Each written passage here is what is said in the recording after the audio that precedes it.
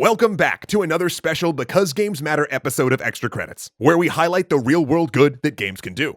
Today, we're going to be hearing from a young person that benefited from the Child's Play charity, who actually relayed their story in ASL and had it transcribed for us so they could tell you how much games have mattered in their life. This is Jacob's story.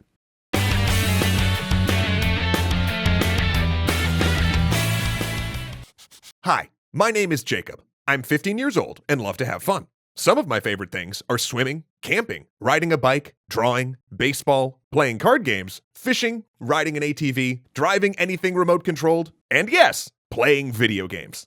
In a lot of ways, I think I'm a pretty typical 15-year-old kid, but in some ways I'm different from most.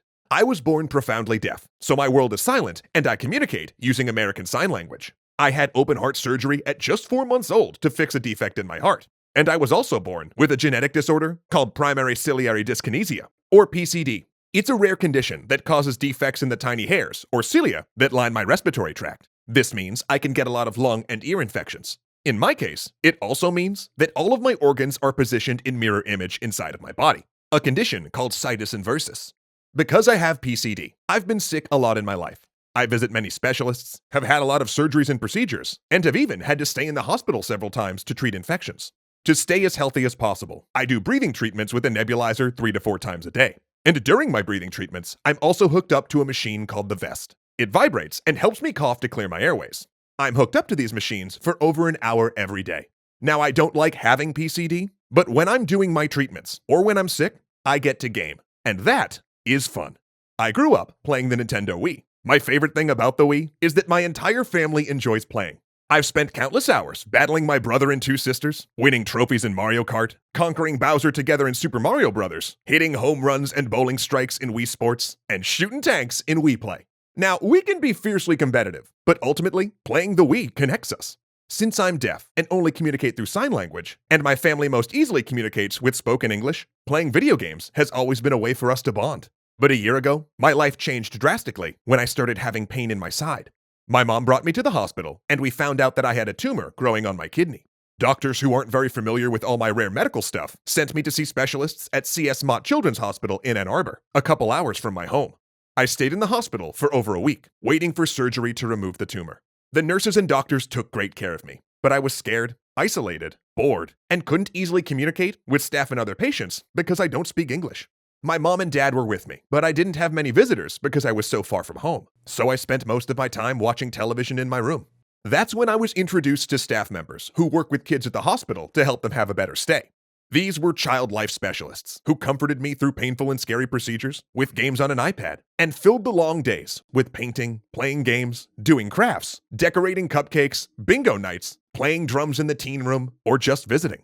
I also met patient technology staff who came to my room with Lego robots, a Nintendo Switch, virtual reality games like Moss, and an awesome little robot named Cosmo. These video game guys quickly became friends to me at a time that I desperately needed them. Their visits gave me something to look forward to and allowed me a brief moment to forget about being sick and in the hospital. I was able to have fun and feel a bit more normal. In the years since I first met them, so much has happened. After surgery to remove the tumor and one of my kidneys, the doctors told us that the tumor was cancer. At the time, I didn't really know anything about cancer, but everyone looked sad and I knew it was serious. Now, I know what cancer is. I know what it does to your body, and I know how it makes you feel.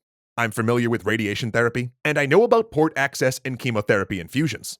I've experienced nausea, constipation, weight loss, fatigue, muscle pain, weakness, and losing all my hair.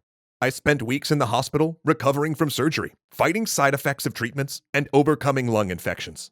There were hours spent traveling to and from the hospital, receiving chemotherapy infusions, visiting doctors, and having more tests. And on top of physically feeling terrible, one of the worst things about it all was the isolation. I couldn't go to school, and I couldn't have many visitors because of the risk of becoming sick. I couldn't do so much of what I loved. But here's what I did have: hope. Even though there was so much to struggle through, there was always hope and something to look forward to, something to live for. Sometimes, hope came in fun and crazy ways, like seeing my friends and staff at the hospital dye their hair blue with me before I lost it all to chemo. I also found hope at pizza and live music nights, the Saturday arcades in the hospital conference room, or playing Xbox Connect in the teen room. Other times, I found it while playing Moss in virtual reality while getting chemo, racing Mario Kart, battling in Mario Party, making Lego robots, driving my RC car down the halls, or splatter painting in the child life activity room. One of my favorite memories is having a visit in my hospital room from Santa, when I experienced the joy he brought me with his smile and gift of a stuffed bear. I wanted to be a part of what he was doing, so I tagged along while he visited other rooms, playing his elf and handing out gifts to other kids. Later, I even tied jingle bells to my wheelchair and rode through the hospital wishing everyone a Merry Christmas in sign language. Thankfully, I was able to spend Christmas at home with my family. A generous friend, knowing I couldn't do much and that I loved video games, gave me a Nintendo Switch for Christmas. I love it. I spent so many hours playing it while I was sick. My favorite games are Mario Kart and Mario Party. When my friends came to visit, or when I was isolated at home with only my family, we played the Switch. I also filled my time playing with my robot buddy Cosmo and my RC car. I don't know what I would have done without my games and tech. They kept me busy, engaged, and distracted from being sick. It's been a tough year, but I am feeling a lot better now. My chemo is done, and so far my scans have come back cancer-free. I still have to do all my treatments for my lung disease, and that will never stop. But I'm doing pretty well with that right now too.